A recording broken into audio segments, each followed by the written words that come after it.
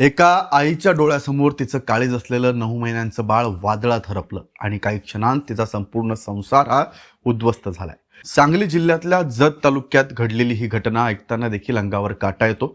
खलाटी गावाजवळच्या शेजूळ वस्ती आणि तिथं लांबवर पसरलेली काही घरं, मेंढपाळांचं साधं पत्र्याचं घर आणि त्या घरात पाळण्यात शांत झोपलेला छोटासा श्रीवर्धन.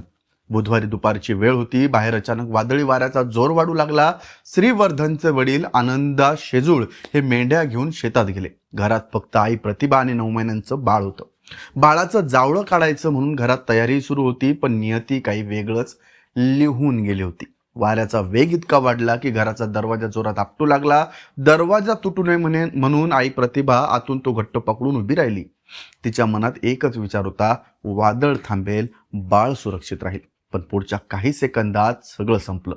अचानक पत्र्याचं संपूर्ण छत हवेत उडालं आणि त्यालाच बांधलेला बाळाचा पाळणाही हवेत गेला. त्या क्षणी आईला काहीच समजलं नाही. जिथं ती उभी होती तिथली भिंत तिच्या अंगावर कोसळली. ती जखमी झाली, पण आईचं मन ते स्वतःच्या जखमेपेक्षा बाळासाठी धडपडत होतं.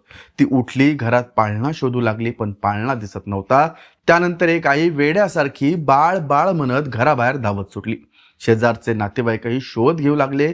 काही अंतरावर जवळपास 100 फुटांवर पाळणा पडलेला दिसला.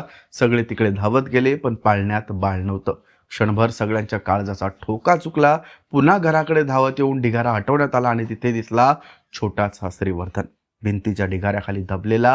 हे दृश्य पाहताना आईनं एकच हंबरडा फोडला आणि संपूर्ण वस्ती सुन्न झाली.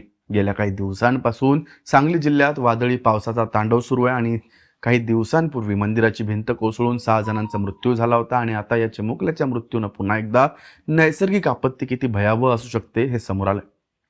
एक गरीब मेंढपाळ कुटुंबाचं हस्त खेळतं आयुष्य काही क्षणात उद्ध्वस्त झालं आणि आईच्या कुशीतलं 9 महिन्यांचं लेकरू कायमचं निघून गेलं.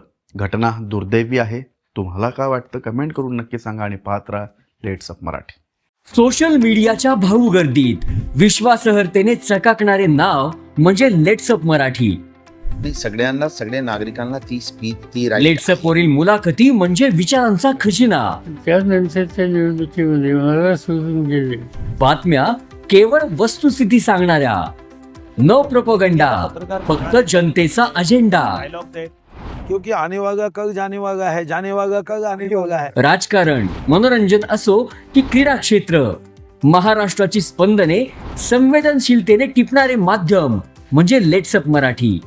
जगासोबत एक पाऊल पुढे राहण्यासाठी लेट्स अपचे ॲप, सोशल मीडिया आणि वेबसाईट सोबत कनेक्टेड रहा.